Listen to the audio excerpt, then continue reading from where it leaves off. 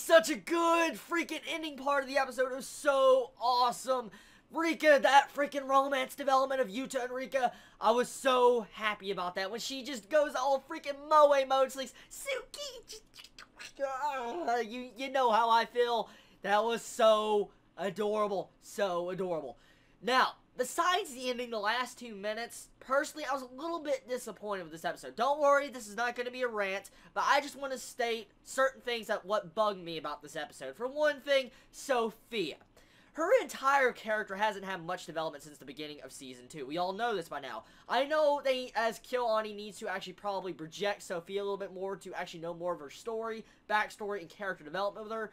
But I don't like her actual character. Let me go into details, okay? Besides the fact and the obvious of what I've stated multiple times of how she reminds me of Rikka from Season 1, I will state that she's been introduced into a cast of strong characters. What I'm getting at is all these characters already in the series is good enough. They don't need any extra characters added into the mix to mix everything up to make it more interesting. I personally feel Sophia is dragging down this episode because a lot of wasted potential. This episode was supposed to focus on Yuta and Rikka bonding time, just them together. So I was really upset to actually see Sophia just interrupt these two's actual couple date and just go on to standard cliche antics of getting interrupted. That really upsetted me to a point.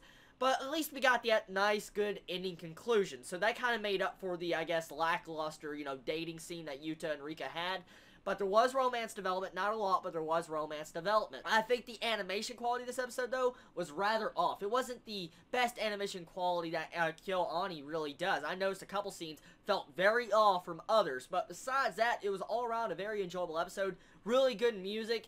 And I love the different scenes in this. It was enjoyable at a sense to find out about Sophia's past with how she gives up Yuta to be able to stay how she is in 8th grade syndrome. I was shocked by that. That was very shocking to find out that Sophia would give up someone she actually loved, like Yuta, Dark Flame Master, for just to stay like she is in 8th grade syndrome. I was just completely dumbfounded by it. Really, I am.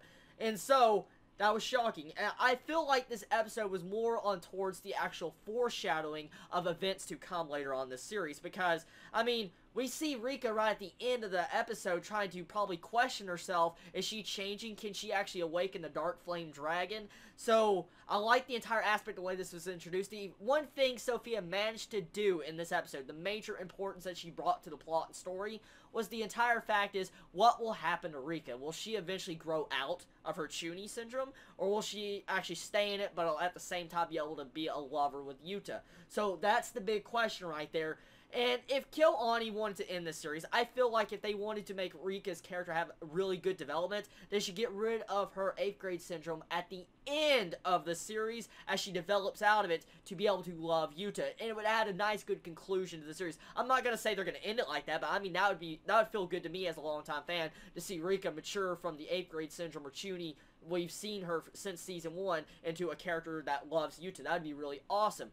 Personally, there were some good scenes in this, and I love it. Really good episode, so adorable. The faces were adorable a lot, and another aspect comes into the picture. Now, Mori Summers. There's a website that pops up, supposedly, that Mori Summers asked Deco Mori that she put it up, and Deco Mori admits she did not put it up. She has nothing about it.